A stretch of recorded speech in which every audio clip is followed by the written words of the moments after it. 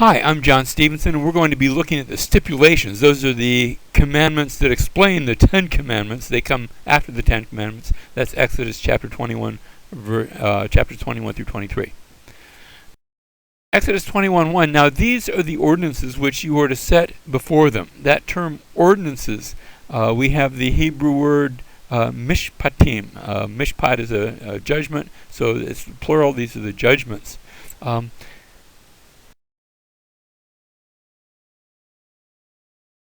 And we're going to begin with the laws of slavery. Let's see how this all plays out. First, the laws of slavery in verses 2 through 11. Then you have laws that require death, verses 12 through 17. Laws that do not require death, verses 18 through 25. More laws of slavery. And then we have laws of restitution. That takes us to the middle of chapter 22. And finally, we're going to have some general laws that don't fit into any necessary category. So let's begin with those laws of slavery.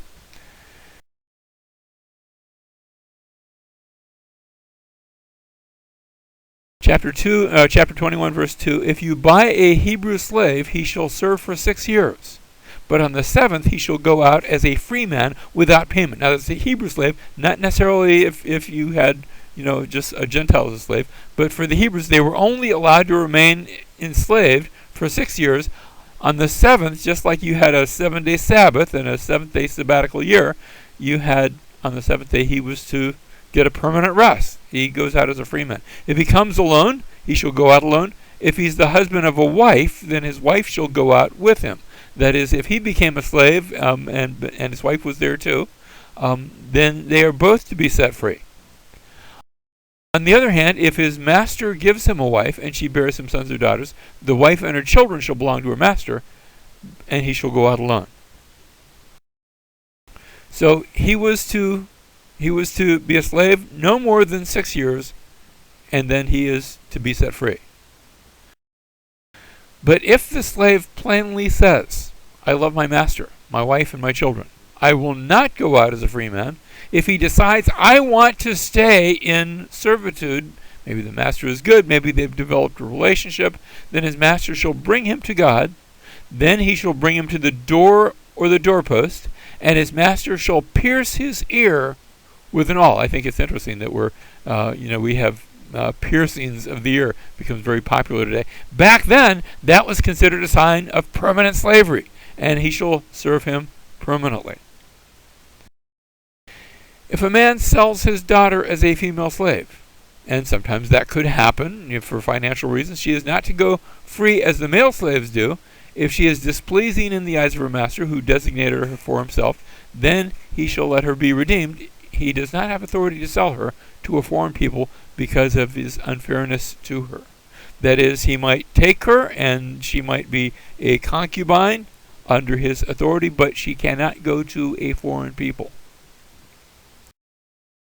If he designates her for his son, he shall deal with her according to the custom of daughters. If he takes to himself another woman, he may not reduce her food or clothing or her conjugal rights. In other words, she has to be treated fairly throughout. If he will not do these things for her, then she shall go out for nothing without payment of money. That is, she just got her freedom. So, laws of slavery, that was verses 1 through 11. Next we have laws requiring death, verse 12. He who strikes a man so that he dies shall surely be put to death. But if he did not lie in wait for him, but God let him fall into his hand, then I will appoint you a place to which he may flee. You see, there's times where there's premeditated murder. The penalty for that is death. But there might be a situation where that it wasn't planned, and yet a death occurred. There's still a judgment that needs to take place, but so that there would be not an immediate retribution, there's a place to which he may flee, and we're going to see that. If, however, a man acts presumptuously toward his neighbor, so as to kill him craftily, then you're to take him even from my altar. Even if he's fled to a place of refuge, you're to take him from that, and he's to be put to death. So, he who strikes his father or mother shall be surely put to death. That's 21:15. He who kidnaps a man. Now, here he didn't necessarily put him to death, but he kidnaps someone, whether he sells him or he is found in his possession, shall be put to death. That's a capital offense. And finally, he who curses his father or mother. So notice how sandwiched into the father and mother are this kidnapping issue.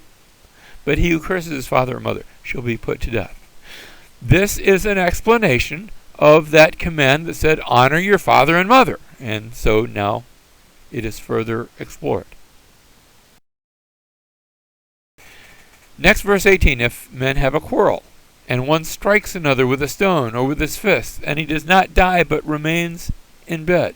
If he gets up and walks around outside on his staff, then he who struck him shall go unpunished. He shall only pay for his loss of time, and shall take care of him until he's completely healed. So there's a restitution that takes place in the case of an injury not resulting in death.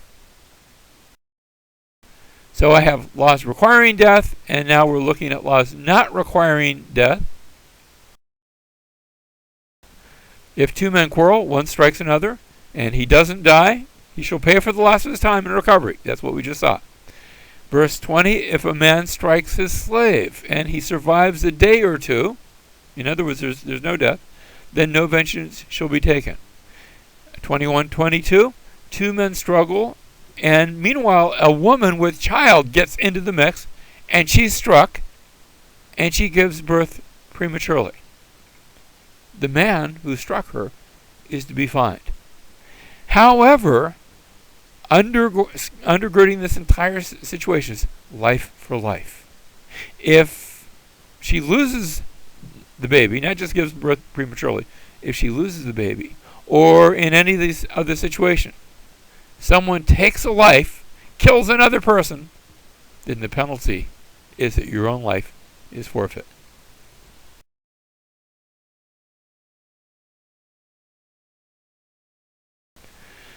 Verse 23, but if there is any further injury, then you shall appoint, here it is, as a penalty, life for life, eye for eye, tooth for tooth, hand for hand, foot for foot, burn for burn, wound for wound, bruise for bruise, that there is to be an equity within the law.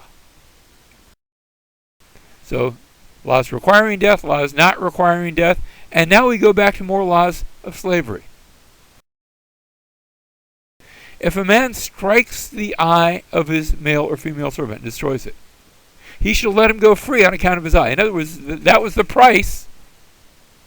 It's restitution, but the restitution is that person's freedom. And if he knocks out a tooth of his male or female slave, he'll let him go free on account of his tooth. So again, that's setting that person free. Laws of slavery. Next, we have laws of restitution. If an ox gores a man or a woman to death, the ox shall surely be stoned, and its flesh shall not be eaten. In other words, you didn't have steak. You actually lost the use of the animal. But the owner of the ox shall go unpunished. It's not that he planned it or designed it. However, if an ox was previously in the habit of goring, and its owner has been warned, and yet does not confine it, and it kills a man or a woman, then the ox shall be stoned, and its owner shall also be put to death. Now, you notice you aren't accountable if the accident happens, but if the accident's been happening again and again and again, there was this problem, and you did nothing to stop it, then you are now culpable, and it's as if you committed the crime of murder. Verse 33, if a man opens a pit, or digs a pit and does not cover it over, and an ox or a donkey falls into it, the owner of the pit shall make restitution. He shall give money to his owner, and the dead animal shall become his. He should have taken care. In Florida, where I live, South Florida, there's lots of swimming pools in this area. We have laws like this, where around a swimming pool, it's required that you have a fence.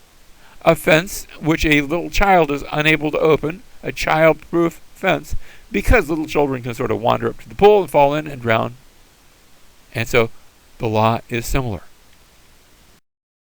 If a man steals an ox or a sheep and slaughters it or sells it, he shall pay 5 oxen for the ox and 4 sheep for the sheep. So not only is there restitution, there's additional restitution for the inconvenience of it and the fact that he might have gotten away with it. It's not going to be hit or miss. It's not rewarding crime. If the thief is caught while breaking in and struck so that he dies, there will be no blood guiltiness on his account.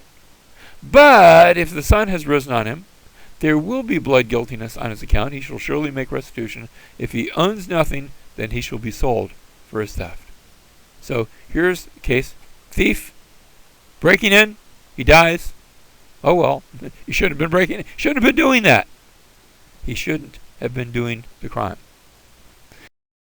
If a man seduces a virgin who is not engaged and lies with her, he must pay a dowry for her to be his wife. Not only does he must marry her, but not only that, now it's not that he can now get her for cheaper because she's now been violated. He has to pay for her top dollar. Verse 17. If her father absolutely refuses to give her to him, he shall pay money equal to the dowry for virgins. So we had laws of restitution. Next, we have general laws that really don't fit into any of these categories.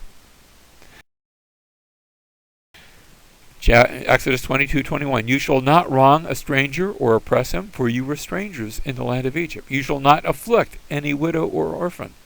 If you afflict him at all, and if he does not cry out to me, I will surely hear his cry. And my anger will be kindled, and I will kill you with a sword, and your wives shall become widows, and your children fatherless. Don't oppress the stranger, the orphan, the widow, the needy. Do not oppress those, because you were oppressed. And God hates that, and God will protect the oppressed. If you lend money to my people, to the poor among you, you are not to act as a creditor to him. You shall not charge him interest. No loan sharks.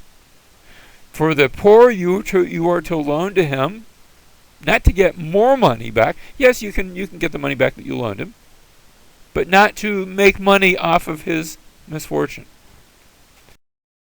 You shall not bear a false report. Do not join your hand with a wicked man to be a malicious witness. Remember, no false witness. You shall not follow the masses in doing evil, nor shall you testify in a dispute so as to turn aside after a multitude in order to pervert justice.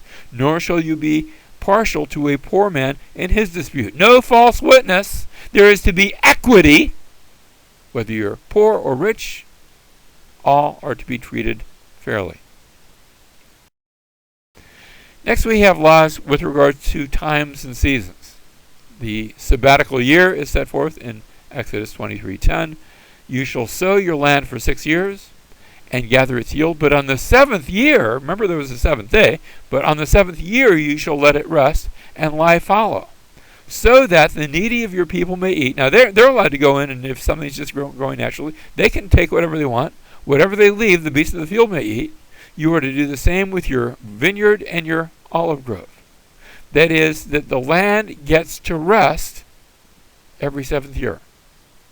And we've been given to understand that that's actually very healthy for the land. It will actually produce more if you let it go fallow for a period of time.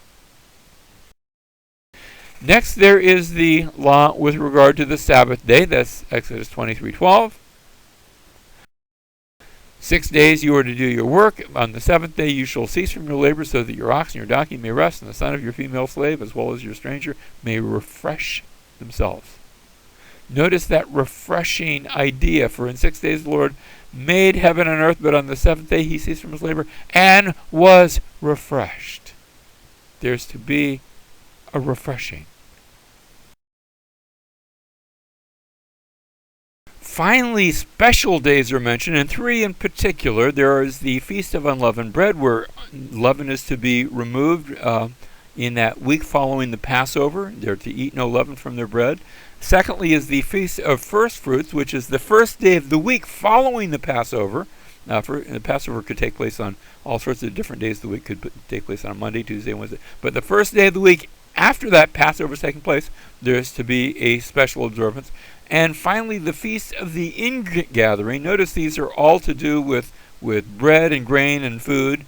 The Feast of Ingathering, which we could call, is also known as the Feast of Booths, where for an entire week they are to move out of their houses and to live in booths as they remember the Lord. Exodus 23:27, I will send my terror ahead of you and throw into confusion all the people among whom you come, and I will make all your enemies turn their backs to you. I will send hornets ahead of you so that they will drive out the Hivites, the Canaanites, and the Hittites before you. He goes on to say, I will not drive them out before you in a single year, that the land may not become desolate and the beasts of the field become too numerous for you. He says, it's not going to happen all at once. Instead, I will drive them out before you little by little until you become fruitful and take possession of the land. Notice the possession of the land isn't going to happen all at once. They're not going to walk in with Joshua and suddenly the land is all theirs. It's going to happen gradually over a long period of time. I will fix your boundary from the Red Sea to the Sea of the Philistines, and from the wilderness to the river Euphrates, for I will deliver the inhabitants of the land into your hand, and you will drive them out before you. So that the land is to go from, notice, the Red Sea all the way up to the river of Egypt, the great river, what we call the Euphrates River, and from the borders of Egypt, Egypt had a series of fortresses leading all the way up to what we call the Gaza Strip today. And that's going to be the territory over which God is going to give rulership to his people. That is also the area that would become Solomon's kingdom. So it's not until the days of Solomon that we're going to see that completely fulfilled. He goes on to say, you shall make no covenant with them or with their gods. They shall not live in your land, because they will make you sin against me. For if you serve their gods, it will surely be a snare to you. And remember, that's exactly what happens once Solomon gets that kingdom. He tries to keep it by making treaties with the surrounding nations and solidifying those treaties with marriages. And it's not long before they are serving their gods and becoming exactly that kind of snare to the people of God.